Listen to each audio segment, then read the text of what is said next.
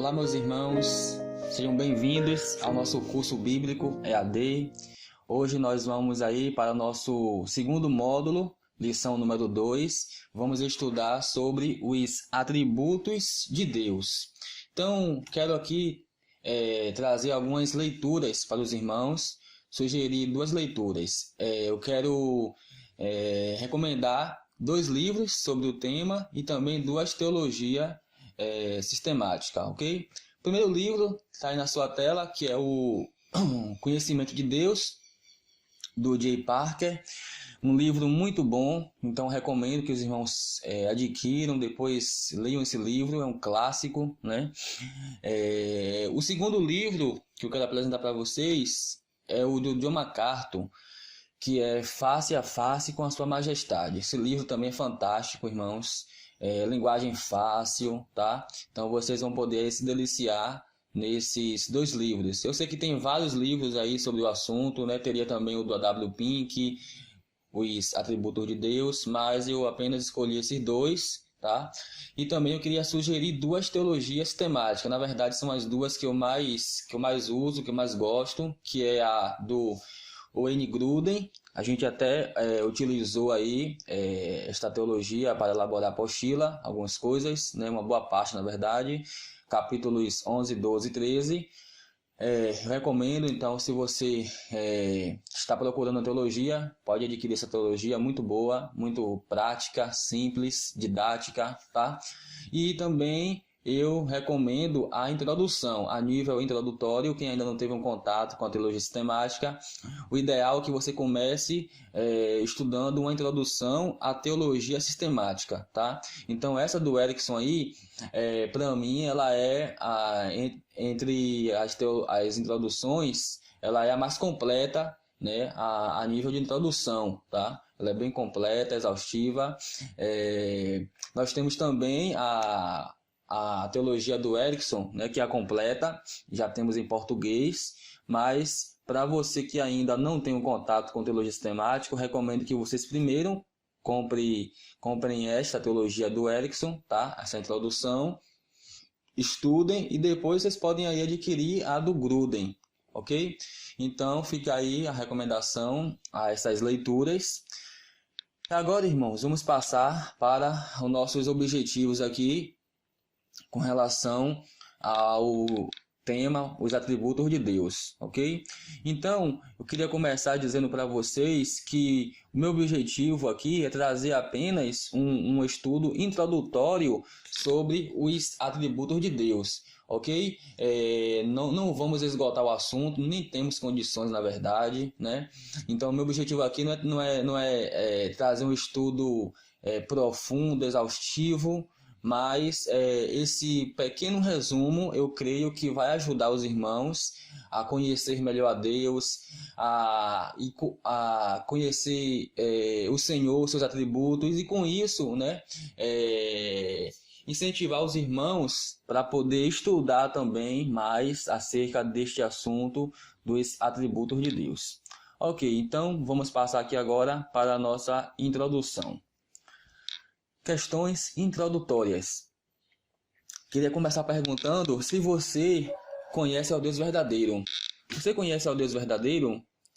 Não estou falando aqui do Deus da imaginação dos homens, mas o Deus que é descrito na Bíblia. Você o conhece com um conhecimento íntimo, de forma que o ame e o sirva? Irmãos, essa é uma questão muito importante. Conhecer a Deus, meus irmãos, é a tarefa primordial e mais importante no que se refere às coisas espirituais.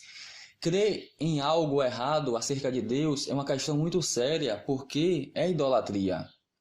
Permita-me fazer uma pergunta a vocês. Qual foi a última vez que você ouviu uma pregação sobre os atributos de Deus em sua igreja? E uma conferência acerca deste tema? Você já leu algum livro sobre os atributos de Deus? Qual foi a última vez que você, como pastor ou professor, ensinou sobre os atributos de Deus? Meus irmãos, a maior fraqueza na igreja hoje é justamente uma falta do conhecimento de Deus. Houve um tempo em que O tema dos atributos de Deus, ele foi considerado tão importante que era ensinado nas igrejas, tanto para crianças como também para adultos, através do uso de catecismos. Atualmente, pouco se tem lido ou se tem pregado acerca desta doutrina tão importante. Conhecer a Deus, meus irmãos, é a tarefa primordial e mais importante no que se refere às coisas espirituais. Nós deveríamos meditar com muito mais frequência acerca dos atributos de Deus. Este é um dos assuntos, diria, fundamentais da religião cristã. E a única maneira de saber como Deus ele exatamente é descobrir o que ele revelou sobre si mesmo nas Escrituras Sagradas. O que é que a Bíblia ela diz a respeito de Deus? Para começar, no sentido mais completo da palavra, nós poderíamos dizer que ele é incompreensível, irmãos.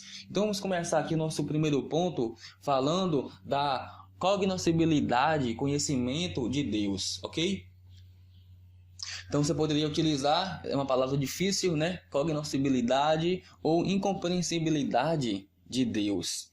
Meus irmãos, como Deus é infinito e nós somos finitos e limitados, jamais poderemos compreender plenamente e exaustivamente a Deus. O salmista, no Salmo 145, ele diz: grande é o Senhor e muito digno de ser louvado. A sua grandeza é insondável. Jamais seremos capazes, meus irmãos, de medir ou conhecer plenamente o entendimento de Deus. Tá? É imenso demais para que o igualemos ou entendamos. Essa doutrina da incompreensibilidade de Deus, ela tem muita aplicação positiva para a vida do cristão.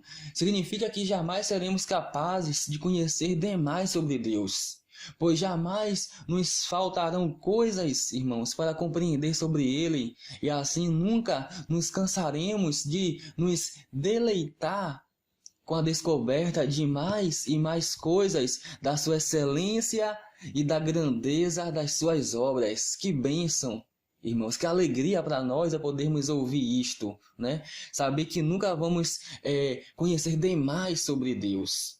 Embora não possamos conhecer exaustivamente a Deus, nós podemos conhecer coisas verdadeiras sobre Ele. De fato, irmãos, tudo que a Bíblia nos fala sobre Deus é verdadeiro. É verdade dizer que Deus é amor, a Bíblia diz que Deus é luz, 1 João 5, que Deus ele é espírito, que Deus ele é justo e reto, e assim por diante. E nós podemos conhecer alguns pensamentos de Deus, até mesmo muitos deles com base na Bíblia. E quando os conhecemos, como Davi, por exemplo, nós os consideramos preciosos demais para nós. Então, o fato de conhecermos o próprio Deus é demonstrado ainda pela percepção, irmãos, de que a riqueza da vida cristã, ela envolve um relacionamento pessoal com Deus, tá? Então, nós falamos com Deus em oração e Ele fala conosco pela sua palavra. Temos comunhão com Ele na sua presença, entoamos seus louvores e temos consciência de que Ele pessoalmente habita no meio de nós e dentro de nós para nos abençoar. Então, esta aqui é a cognoscibilidade, conhecimento de Deus. Vamos passar para o nosso segundo ponto aqui, definição de Deus. Como eu falei para os irmãos, meu objetivo aqui não é tratar de toda a apostila, tá? Então eu estou aqui pulando alguns pontos, estou apenas pegando aqui os pontos mais importantes para a gente poder fazer um resumo aqui. Então, o ponto aí sobre como as pessoas imaginam Deus, não vamos trabalhar aqui neste vídeo, ok? Definição de Deus. Irmãos, Deus, ele não pode ser definido por uma palavra ou por uma frase, tá? Portanto, é necessário que tentemos, mesmo que de uma forma limitada, descrever as qualidades de Deus ou então os seus atributos. Geralmente essa é a forma que nós fazemos, né? Nós descrevemos as suas características, as suas qualidades através dos seus atributos. E essa descrição ela é ilimitada, pois Deus ele é incompreensível a nós. Por isso que o descrevemos com base apenas no que ele nos revelou a seu respeito, tá? Então, meus irmãos, uma das famosas pode ser encontrada aqui num breve catecismo de Westminster, em que ela ilustra esse tipo de definição quando descreve Deus como um espírito puríssimo, né? Infinito, eterno, imutável em seu ser, sabedoria, poder, santidade, justiça, bondade e verdade. Aqui é a pergunta 4 do catecismo. E a descrição mais extensa da Confissão de Fé de Westminster, apenas ela acrescenta mais atributos, como por exemplo o amor, a misericórdia e a liberdade. Contudo, irmãos, essas definições apenas listam alguns dos atributos de Deus. A Confissão de Fé Batista, também de 1689, ela declara, né, sobre Deus. Veja o que ela diz.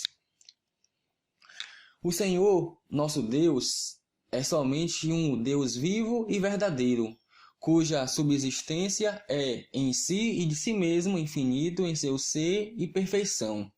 Ela continua dizendo, cuja essência não pode ser compreendida por qualquer outro, senão por ele mesmo, um espírito puríssimo, invisível, sem corpo, partes ou paixões, a quem somente pertence a imortalidade, que habita em luz que nenhum homem pode acessar.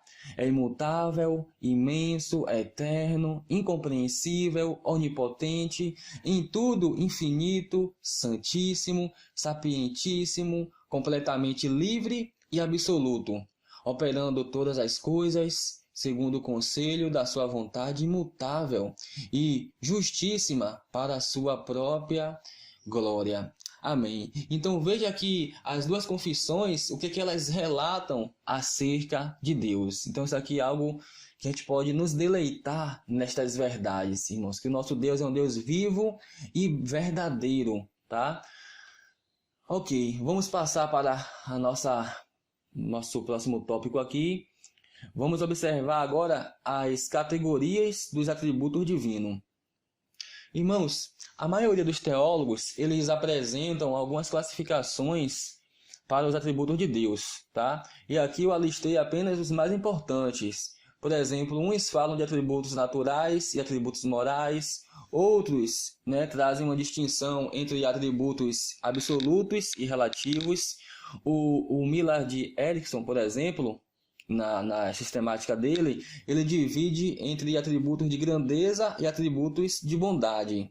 Ainda outros de atributos imanentes ou intransitivos e imanentes ou transitivos. Mas a distinção mais comum, meus irmãos, é entre os atributos comunicáveis e incomunicáveis, tá? E nesta lição, nós vamos adotar justamente esse último atributo aí, que é incomunicáveis e comunicáveis, tá certo? Então vamos utilizar este atributo, esta categoria de atributo, lembrando o seguinte, que não são classificações completamente absolutas, precisas, ok? Mas apenas em termos didáticos nós vamos utilizar esta daqui, porque eu entendo que fica mais fácil dos irmãos compreenderem aí. Então vamos passar aqui para os atributos incomunicáveis de Deus. Poderia dizer para vocês que atributos incomunicáveis, irmãos, são aqueles atributos que afirmam a grandeza absoluta de Deus, né, e também a sua majestade.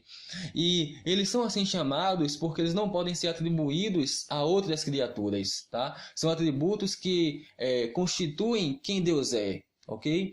Então, incomunicáveis, que Deus ele não comunica, né, de certa forma, ao ser humano, tá? Quais são eles?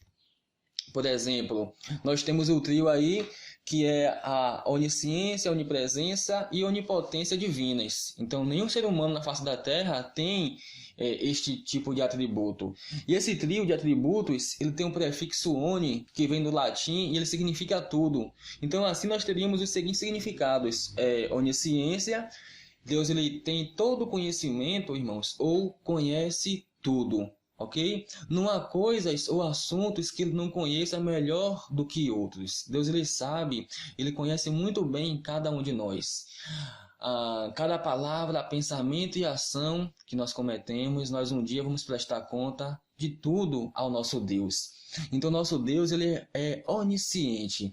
E o salmista Davi, no Salmo 139, ele fala acerca disso, né? Sonda-me, ó Deus, e conhece meu coração. E aí ele vai, né, relatando acerca da onisciência de Deus. Senhor, tu me sondas e me conheces, sabes quando me assento, quando me levanto. O salmista tinha plena certeza de que o Senhor conhecia cada passo, né, que ele desse. Então, meus irmãos, este é o primeiro atributo de Deus. O segundo é a sua onipresença. Significa que Deus, ele está presente em todo lugar. E o texto clássico sobre a onipresença de Deus é justamente o Salmo 139, o versículo 7 ao 10, tá? Então, onisciência, onipresença. Vamos para o próximo, que é a onipotência. Ou seja, Deus, irmãos, ele tem todo o poder. É interessante notar aqui porque o credo apostólico, ele justamente começa mencionando isso, né? Creio em Deus Pai Todo-Poderoso, Criador dos céus e da terra. E esta, irmãos, é a confissão da igreja.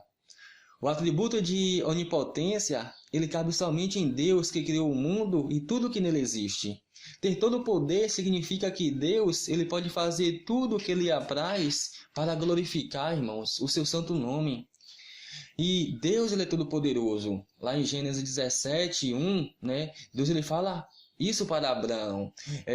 Anda na minha presença, eu sou Deus todo-poderoso, anda na minha presença e ser perfeito.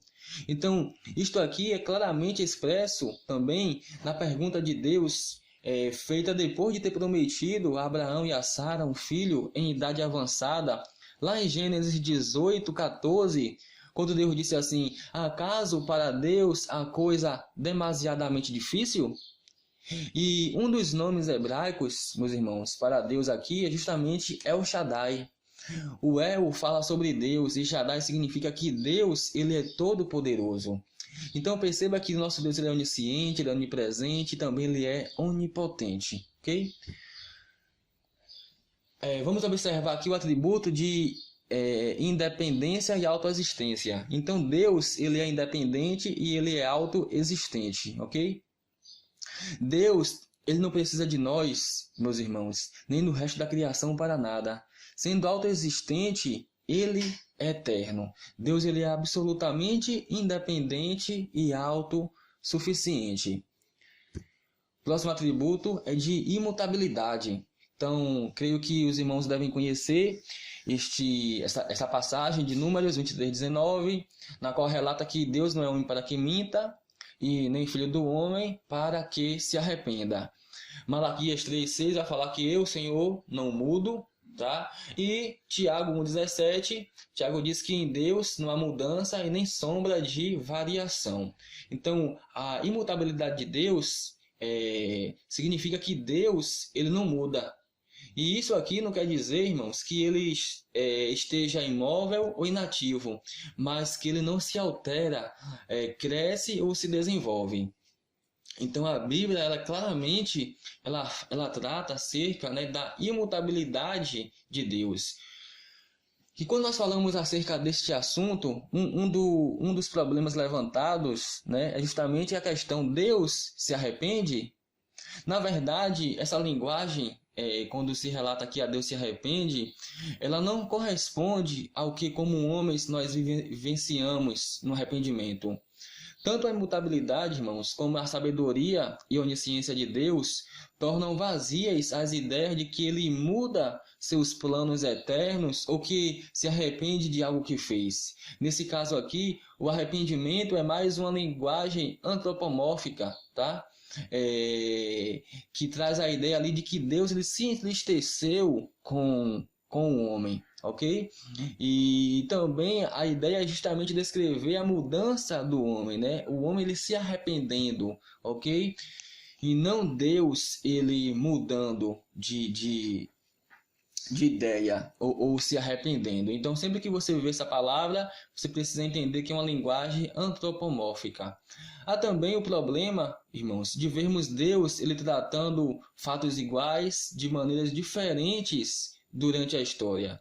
Isso também não quer dizer que Deus mude, mas que ele executa o seu plano para que o homem, durante a história, ele conforme os seus eternos propósitos.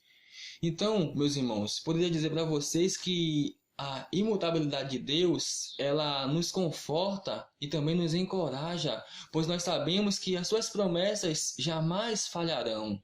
Deus ele é o mesmo ontem, hoje e eternamente. Embora algumas pessoas peguem esse texto aí fora de contexto, né, para dar base a dons espirituais e outras coisas, mas esse texto lá em Hebreus está se referindo especificamente, irmãos, aos atributos de Deus, que ele é o mesmo ontem, hoje e será eternamente, ok? Vamos passar próximo atributo, que é Deus é simples. Ou seja, Deus ele não pode ser dividido, meus irmãos. Nenhum dos seus atributos ele ocupa lugar de destaque, sendo mais importante do que os outros, tá? Ou seja, o atributo de onisciência não é mais importante do que o de onipresença, nem o de onipresença é mais importante do que a imutabilidade, e nem a imutabilidade ela ocupa um espaço, né, mais importante do que o de eternidade, e assim sucessivamente, ok? Antes, todos esses atributos, irmãos, eles constituem a própria essência e natureza de Deus. Então isso aqui é magnífico.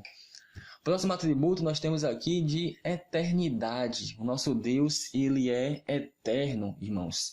E o atributo de eternidade, ele significa que Deus, ele não tem começo e nem fim.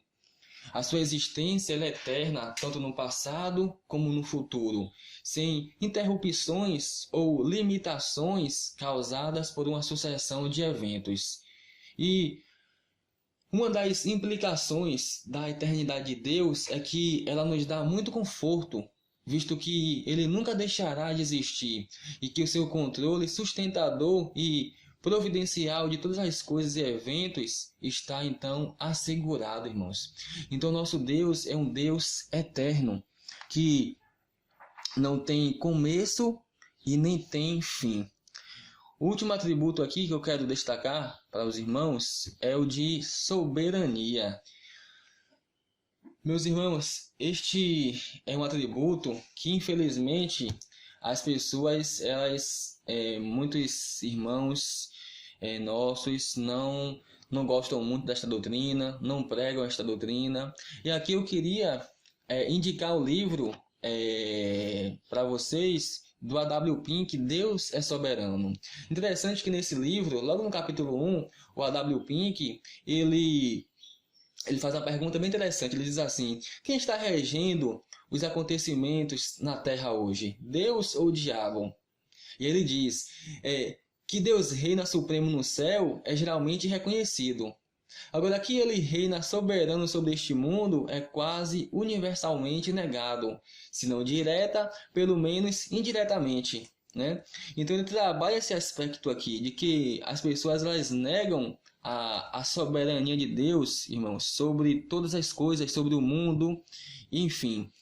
Então, em sua soberania, Deus ele não é o autor do pecado, nem tampouco ele o aprova. Mas o mal está sob o seu domínio, e tudo o que acontece, meus irmãos, é para o bem daqueles que amam a Deus. Infelizmente, tem muitos crentes hoje achando que o mal ele está meio que vencendo lá, né? Que como que se tivesse uma luta, uma briga entre Deus e Satanás e tivesse empate.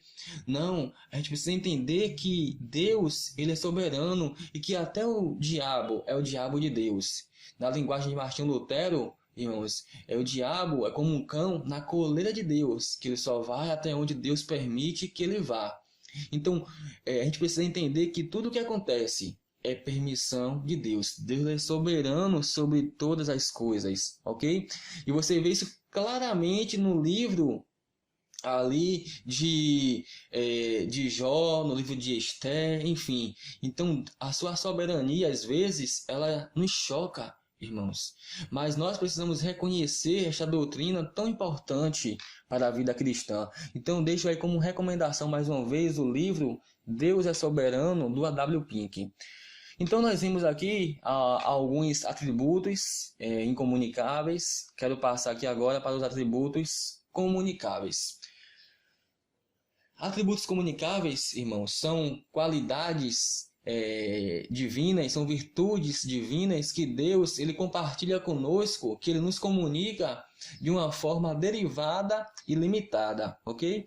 Então, são aqueles atributos que nós também temos de maneira limitada. Então, eu queria destacar aqui primeiro que o atributo de amor. Dizer que Deus ele tem o amor como um atributo é dizer que ele se doa eternamente aos outros. Essa definição, irmãos, ela interpreta o amor como uma doação de si mesmo em benefício dos outros, tá? Então, a Bíblia ela declara que Deus é amor. Em relação ao homem, esse amor ele se revela então no fato de Deus se permitir amar os pecadores. E isso nós chamamos de graça. Lá em Efésios 2, 4 a 8. O amor também foi derramado no coração dos cristãos. E quando Deus ele corrige os seus filhos, meus irmãos, ele demonstra este tipo de amor, tá? Agora, o fato de Deus ele ser amor não é a base para crer ou para a crença no universalismo, ou seja, naquela crença de que no final Deus vai acabar salvando todas as pessoas, né? Que o inferno será esvaziado, que até o próprio diabo será salvo. Então isso aí é a ideia universalista, que crê que todos serão salvos. O amor ele não anula. A gente precisa ter um entendimento muito claro acerca disso aqui. O amor, ele não anula outros atributos de Deus, como a sua santidade, a sua justiça e a sua ira, tá? Então essa heresia aí universalista, ela é totalmente contraditória ao ensino bíblico.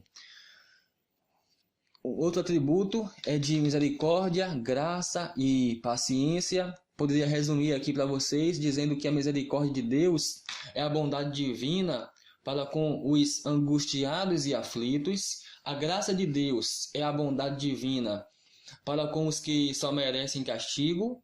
E também a paciência de Deus é a bondade divina num sustar a punição daqueles que persistem no pecado por determinado tempo.